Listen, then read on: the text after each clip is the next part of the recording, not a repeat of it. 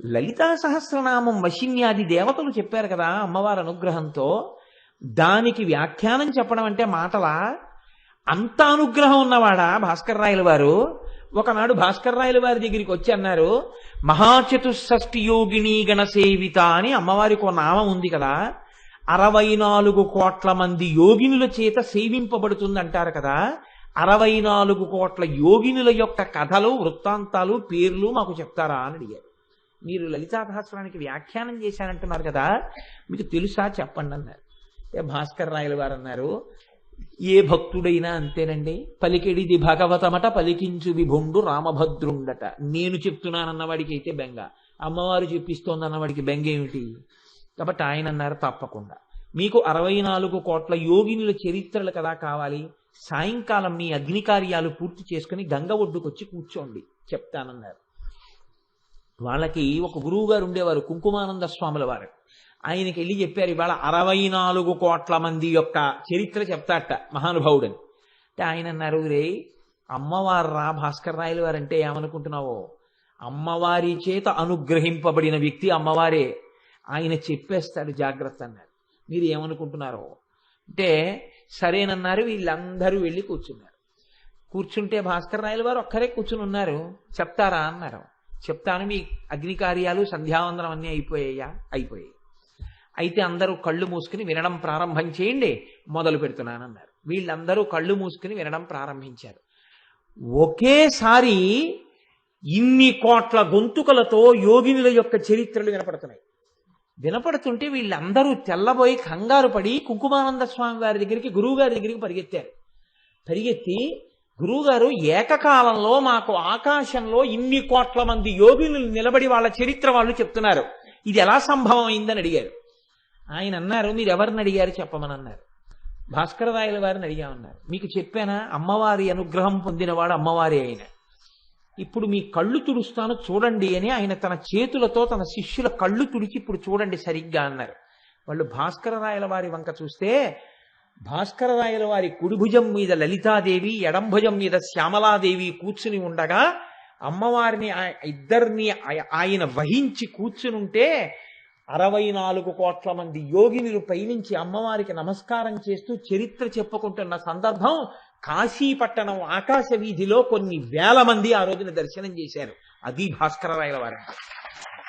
ఇది జరిగిన తరువాతే భాస్కర రాయల వారు వారణాసిలో విశ్వేశ్వరుడి దేవాలయంలోంచి మనం బయటికి రాగానే ఎదురుగుండా అన్నపూర్ణమ్మ దేవస్థానం ఉంటుంది.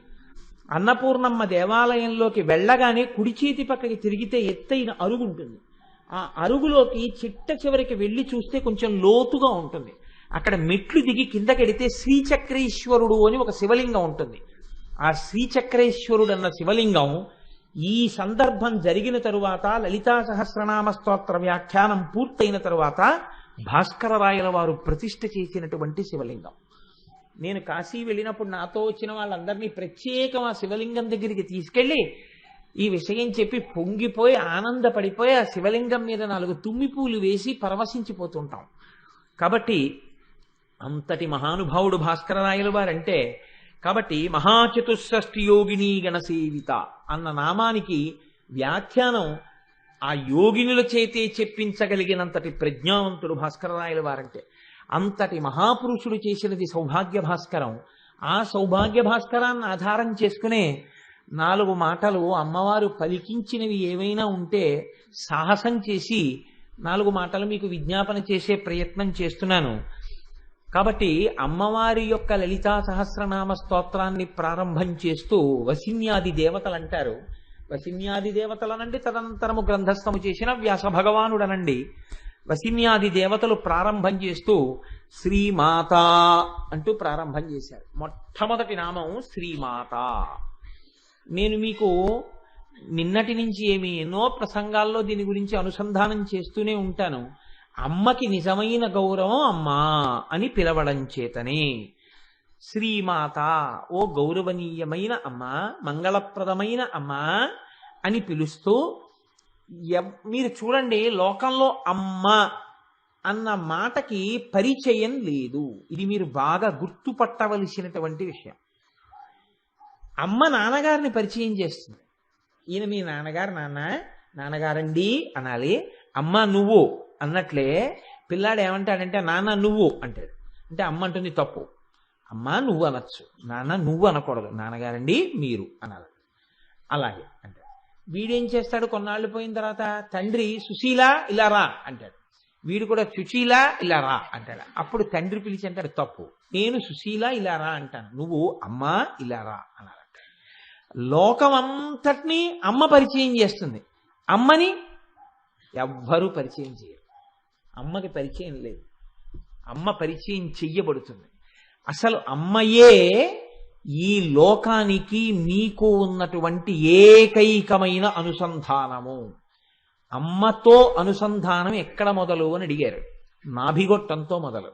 అమ్మ కడుపులో పడుకున్నప్పుడు నాభిగొట్టంతో ప్రారంభమైనటువంటి అనుబంధం అది తెగిపోవచ్చు బయటికి వచ్చాక, కానీ హృదయ సంబంధం మాత్రం అలాగే ఉండిపోతుంది. అమ్మ అనగానే ఒక్కసారి అమ్మ జ్ఞాపకానికి వచ్చి, అమ్మ అనగానే లోకంలో ఎవరికైనా జ్ఞాపకానికి వచ్చేది ఏది అంటే అమ్మ చేత్తో పెట్టిన అన్నమే. అమ్మ అంటే పోషణ, అమ్మ రక్షణ, అమ్మ మంగళం, అమ్మ మిమ్మల్ని కాపాడిన దయ. అమ్మ లేకుండా లోకం లేదు. అమ్మ ప్రేమ, అమ్మ అన్నవి లేకపోతే అసలు ఈ సృష్టి ఆగిపోతుంది. అందుకే నా తల్లి నన్ను అలా పోషించింది, మీరు నన్ను